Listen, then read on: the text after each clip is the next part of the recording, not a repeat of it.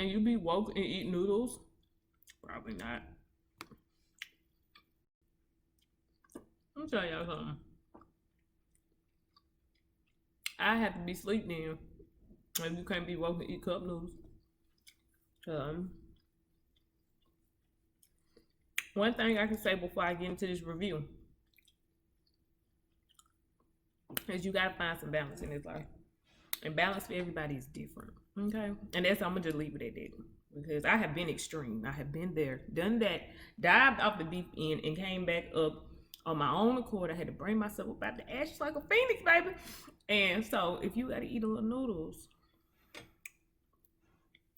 eat a little noodles. So this is a book review on I Know Why the Caged Bird Sings. I've had this book for a while now, a couple of years. I remember when I bought it. I was at the school bookstore. They was having a sale. I feel like I was going to Clayton State. I think I got it from Clayton State. Does it say? No, this is when I was going to Perimeter, so I've had it for a longer time than that. I've had it for a couple of years. This is where I got my associates in writing from. So I didn't read it while I was getting a writing degree, but I am 2 degrees down. I have an associate's in writing, bachelor's in psychology. I do hair. And I kind of do that, you know, I'm really just unemployed. But anyway, so I bought this book then, and I would get to maybe 20 pages in, maybe 15 pages in, and just put it down. Not ready. I've got a couple of things that was like this. And so usually when these type of things happen, I pay attention because it's time. It means that it's not time. Like, this is something that's going to come, but it's not time for you to indulge or devour just yet, because it is not, you're not going to resonate with it in a way that is going to really impact your life. So I would say, if you are attracted to something, especially an item, that literature, stones, you know, whatever, even fruit, maybe a way of eating, a way of life, whatever the case may be, if you're attracted to something, you know, enough to want to purchase, go ahead and get it, but do not be frustrated with yourself if you don't right away just jump right into it. I have a lot of stuff like that. When the time is right, you're going to be like, oh, this is why I bought this book 5 years ago. So I was sitting in my room the other day trying to get my creative juices flowing or whatnot, and I didn't feel like what I was doing was good enough. So I was like, well, let me read something great by someone great to be inspired to be great. So that's how this came about. And it probably took me maybe 4 days to finish this, only because I was being lazy, and it took me 3 days to read like the last 50 pages. But I chunked this, but like the majority of it I read within 24 hours. It is really good. It's only like 200 and some odd, almost 300 pages. It's not even 300 pages, but it's like almost 300 pages. So why did I read this book?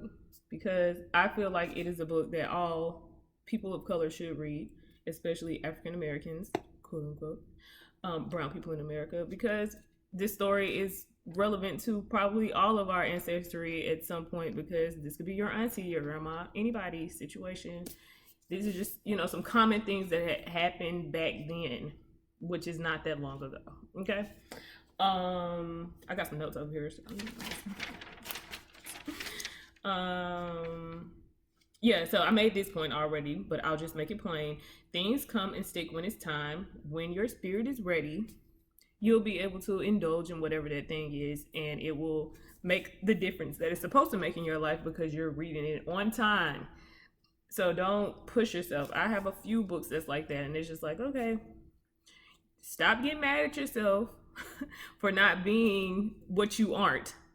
But if you want to cultivate a new way of being, then you got to be patient with yourself. And I'm going to leave that right there. Okay, so what else? Okay, yeah, it was about me being inspired, feeding my creative needs, which, you know, that's a whole nother video. But creatives have to be fed. And I am a creative, and, you know, it has taken me a long time to just admit it, but it is true. I am so creative that I be all over the place, baby. That's the lemon seed. But I'll be all over the place. And yep, it's gone now. So grounding for me can be indulging in other creative things, such as reading a great book. And also because all great writers should read. I mean, you can't be a great writer if you don't read. I just don't think it's possible. And yeah.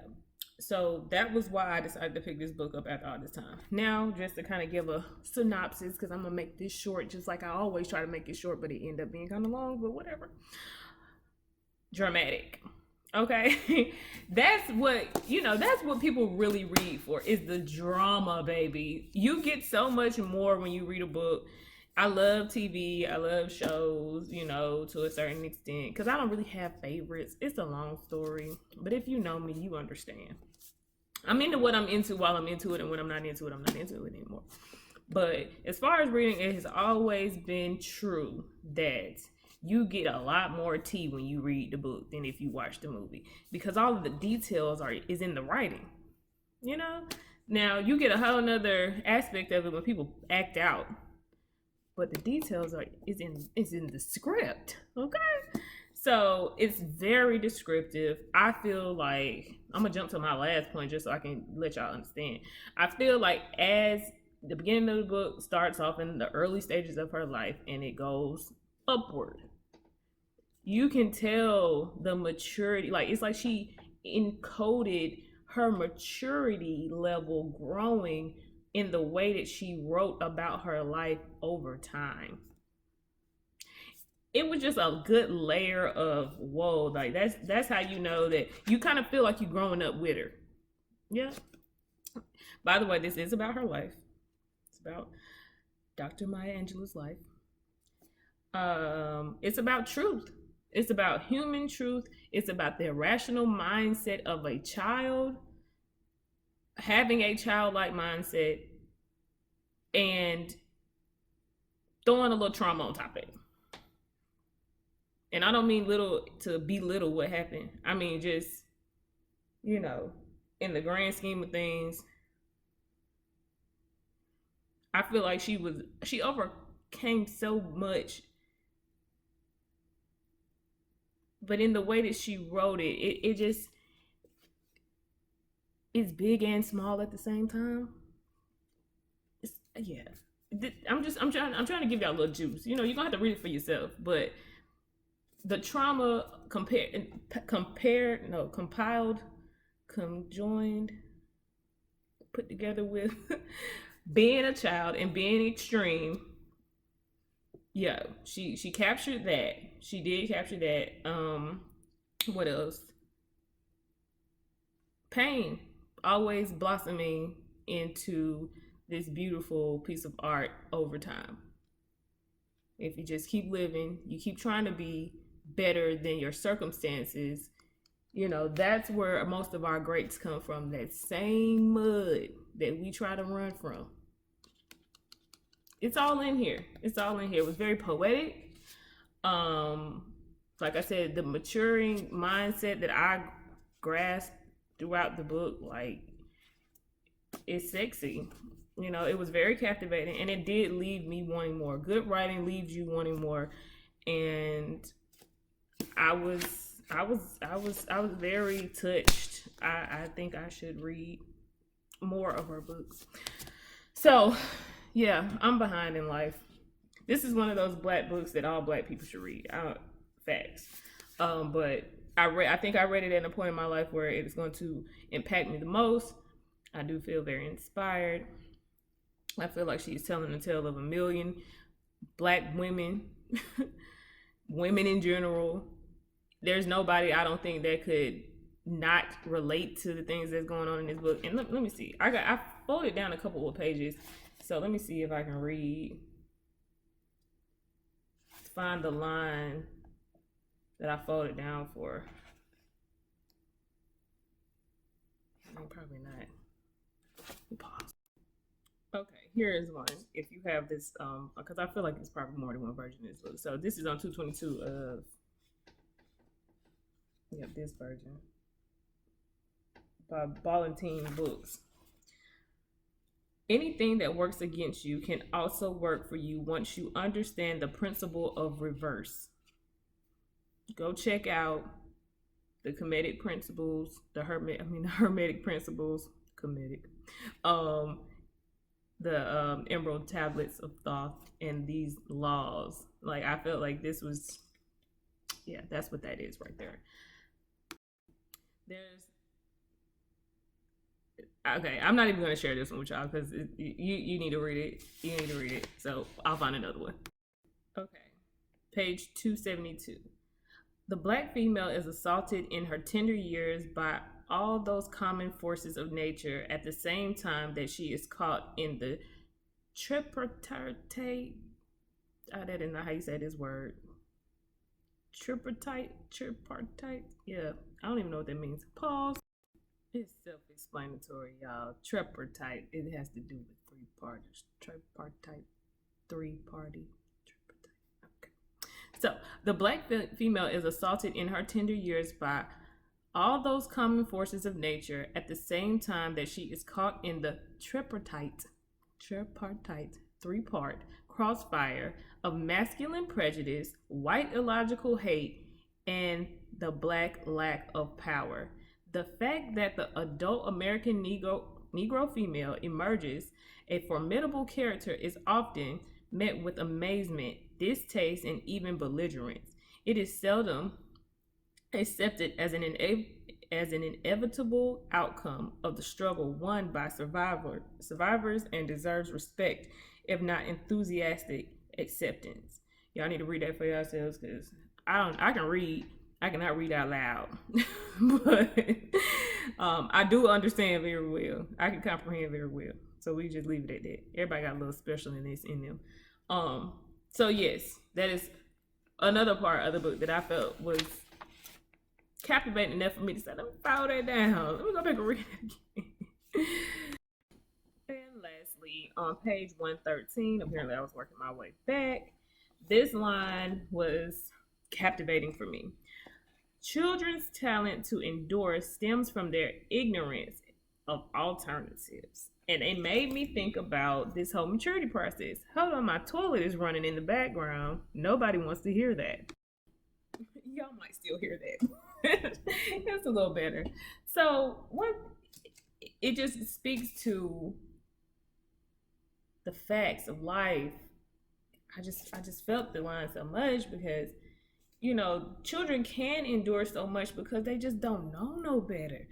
They don't know no better. And it's like, I, as an adult, the child still endures shit and goes through things that, had I known better, had I been given a clue that it could be different, because I was ignorant to the idea of freedom on whatever level,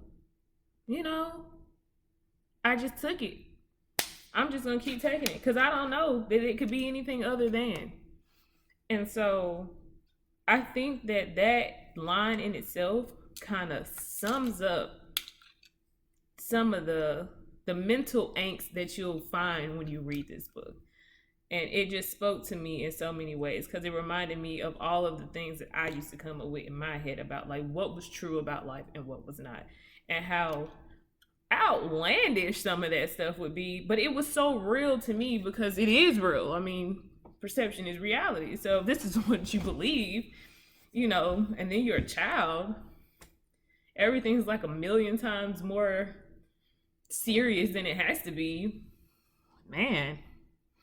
So anyway, that is my review on I Know Why the Caged Bird Sings by Dr. Maya Angelou. I will probably be reviewing as I try my best to get back on my reading. I see how influential and important it is for me as a creative, as a person, to stay in tune with the page.